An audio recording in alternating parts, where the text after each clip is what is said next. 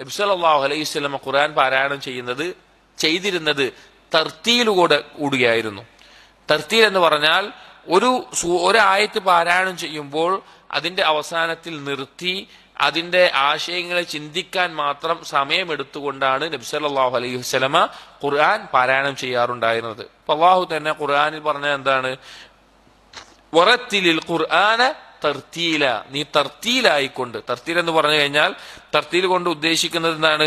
ഒരായത്തിനെ മറ്റൊന്നിലേക്ക് ചേർത്താതെ ഓരോന്നും നിർത്തി അതിനെക്കുറിച്ച് ആലോചിക്കാനും ആശയം മനസ്സിലാക്കാനുമുള്ള ആ രീതിയിൽ നബി സല്ലല്ലാഹു അലൈഹി വസല്ലം ഖുർആൻ പാരായണം ചെയ്തത്. എന്നിട്ട് എങ്ങനെയാണെന്ന് വെച്ച് കഴിഞ്ഞാൽ ഹത്താ തകൂന അത്വല മിൻഹാ, ഒരു സൂറത്ത് പാരായണം ചെയ്യാണ്. അപ്പൊ അതിനേക്കാൾ വലിപ്പമുള്ള, അതിനേക്കാൾ കൂടുതൽ ആയത്തുകളുള്ള ഒരു സൂറത്ത് പാരായണം ചെയ്യുന്നതിനേക്കാൾ സമയമെടുത്ത് നബി സല്ലല്ലാഹു അലൈഹി വസല്ലം എന്ത് ചെയ്യും?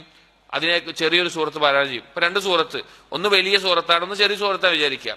ഈ ചെറിയ സൂറത്ത് പാരായണം ചെയ്യുന്നത് കേട്ട് കഴിഞ്ഞാൽ ആ വലിയ സൂറത്തിനേക്കാൾ വലുതാണോ ഇത് എന്ന് തോന്നുമാറ് നിർത്തി ആലോചിച്ച് ചിന്തിച്ച് പാരായണം ചെയ്യുമായിരുന്നു. വൽ മഖ്സൂദു മിനൽ ഖുർആനി തദബ്ബുറുഹു വതഫഹ്ഹുമുഹു വൽ അമലു ബിഹി. കാരണം ഖുർആൻ കൊണ്ടുള്ള ലക്ഷ്യം എന്താണ്? ഖുർആൻ എന്തിനാ ഇറക്കിയിട്ടുള്ളത്? തദബ്ബുറുഹു, അത് ഉറ്റാലോചിക്കാൻ വേണ്ടിയാണ്. വതഫഹ്ഹുമുഹു, അതിന്റെ ആശയങ്ങളെ മനസ്സിലാക്കാൻ വേണ്ടിയാണ്. വൽ അമലു ബിഹി, അതനുസരിച്ച് അമൽ ചെയ്യാൻ വേണ്ടിയിട്ടാണ്.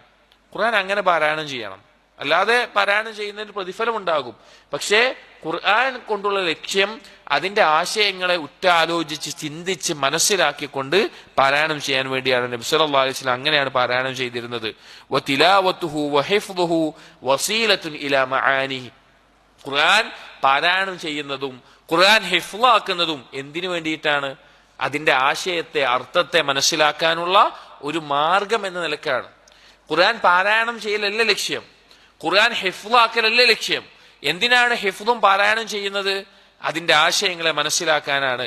കമാ ഖാല ബഅദു സലഫ്, സലഫുകളിൽ ചിലർ പറഞ്ഞതുപോലെ നസലൽ ഖുർആനു ലിയുഅമല ബിഹി ഫത്തഖദു തിലാവതഹു അമല. ഖുർആൻ ഇറങ്ങിയത് എന്തിനു വേണ്ടിയിട്ടാ? നിങ്ങൾ അതനുസരിച്ച് കർമ്മം ചെയ്യാൻ വേണ്ടിയിട്ടാണ്. പക്ഷെ നിങ്ങളത് എന്ത് ചെയ്തു? അതിന്റെ പാരായണം ഒരു കർമ്മമായിട്ട് നിങ്ങളെടുത്ത് തെരഞ്ഞെടുത്തു. ഖുർആൻ ഇങ്ങനെ പാരായണം ചെയ്യൽ മാത്രമാണ് അതുകൊണ്ടുള്ള കർമ്മം എന്ന നിലക്ക് ആ ഖുർആനിന്റെ ആശയങ്ങളെ പഠിക്കാനോ പകർത്താനോ തയ്യാറാകാതെ പാരായണം മാത്രം ഒരു കർമ്മമായി എടുക്കുന്ന അവസ്ഥയുണ്ടായി.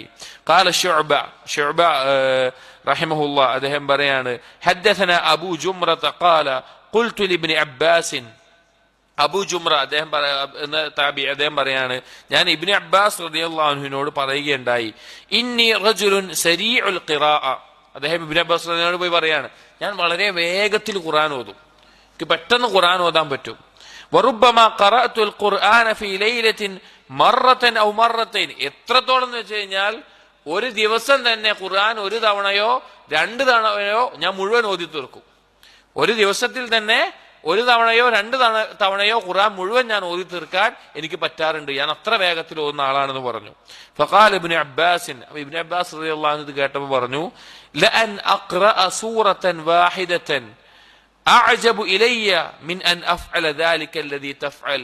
എനിക്ക് ഒരു സൂറത്ത് പാരായണം ചെയ്യലാണ് നീ ഇപ്പൊ ചെയ്യുന്ന പോലെ ചെയ്യുന്നതിനേക്കാൾ എനിക്കിഷ്ടമുള്ള കാര്യം. ഒരു സൂറത്ത് ഒരു ദിവസത്തിൽ പാരായണം ചെയ്യുന്നതാണ് നീ ചെയ്യുന്നതിനേക്കാൾ എനിക്കിഷ്ടമുള്ള കാര്യം. ഫൈൻ കുൻത ഫാഇലൻ വലാ ബുദ്. എന്താ ഉദ്ദേശം? എന്താണ്? ആ സൂറത്തിന്റെ ആശയം മനസ്സിലാക്കി ചിന്തിച്ച് പകർത്തി പാരായണം ചെയ്യലാണ് നീ ചെയ്യുന്നതിനേക്കാൾ എനിക്കിഷ്ടം. എന്നിട്ട് ഇബ്നു അബ്ബാസ് റളിയല്ലാഹു അൻഹു പറയാണ്, ഫൈൻ കുൻത ഫാഇലൻ വലാ ബുദ്, ഇനി നിനക്ക് അങ്ങനെ ചെയ്തേ പറ്റൂ, കുറെ ഖുർആൻ ഓതണം എന്നാണ് എന്നുണ്ടെങ്കിൽ, ഫഖറ ഖിറാഅതൻ തുസ്മിഉ ഉദ്നൈക്, നീ നിന്റെ ചെവി കേൾക്കുന്ന അഥവാ ചെവിയിൽ ഒരു കാര്യം കേട്ട് മനസ്സിലാക്കാൻ പറ്റുന്ന ആ രീതിയിൽ നീ പാരായണം ചെയ്യുക. നിന്റെ മനസ്സിന് നിനക്ക് കേൾക്കാനും നിന്റെ കൽബിൽ ചിന്തിക്കാനും പറ്റുന്ന മനസ്സിലാക്കാനും പറ്റുന്ന രീതിയിൽ നീ പാരായണം ചെയ്യുക എന്ന് പറഞ്ഞു. അതായത് ഖുർആൻ ഒരിക്കലും സഹോദരങ്ങളെ എത്ര പെട്ടെന്ന് ഓതി തീർക്കുന്നു അല്ലെങ്കിൽ എപ്പോ അവസാനിപ്പിക്കണം എന്നുള്ള ഒരു നിയ്യത്തിലല്ല നമ്മൾ എന്ത് ചെയ്യേണ്ടത് ഖുർആൻ പാരായണം ചെയ്യേണ്ടത്. അതിന്റെ ആശയത്തെ മനസ്സിലാക്കാനും ചിന്തിക്കാനുമുള്ള സമയമെടുത്തുകൊണ്ടാണ്. അതുപോലെ വഖാല ഇബ്രാഹിം പറഞ്ഞ ഇബ്രാഹിം അൻ-നഖഈ ഇബ്നു മസ്ഊദ് റളിയല്ലാഹു അൻഹുവിന്റെ ശിഷ്യനാണ്. ഖറഅ അൽഖമ, അൽഖമ എന്ന് പറഞ്ഞാലും അൽഖമ അൻ-നഖഈ, നഖഈ എന്ന് പറഞ്ഞാൽ യമനിൽ നിന്നുള്ള ആളുകളാണ്, യമനിലെ ഗോത്രമാണ്. അവർ ഇബ്നു മസ്ഊദ് റളിയല്ലാഹു അൻഹു ശിഷ്യന്മാരായിട്ട് വളർന്നവരാണ്. അപ്പോ അൽഖമയുടെ അടുക്കൽ ഖറഅ അൽഖമ അലാ ഇബ്നു മസ്ഊദ് റളിയല്ലാഹു അൻഹു, ഒരിക്കൽ അൽഖമ ഇബ്നു മസ്ഊദിന്റെ അടുക്കൽ ഖുർആൻ പാരായണം ചെയ്തു.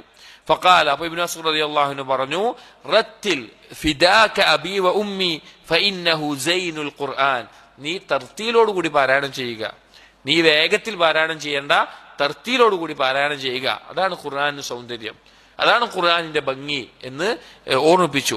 വഖാല ഇബ്നു മസ്ഊദ്, അതുപോലെ തന്നെ ഇബ്നു മസ്ഊദ് റളിയല്ലാഹു അൻഹു മറ്റൊരു അസറിൽ കാണാം, ലാ തുഹദ്ദു അൽ ഖുർആന ഹാദ അശ്ശിഅർ, നിങ്ങൾ വല്ല കവിത പാടുന്നത് പോലെ ഖുർആനിനെ ഇങ്ങനെ രാഗത്തിൽ പാടി നടക്കുന്ന ഒരു അവസ്ഥ നിങ്ങൾക്ക് ഉണ്ടാവില്ല, അത് ചെയ്യരുത്.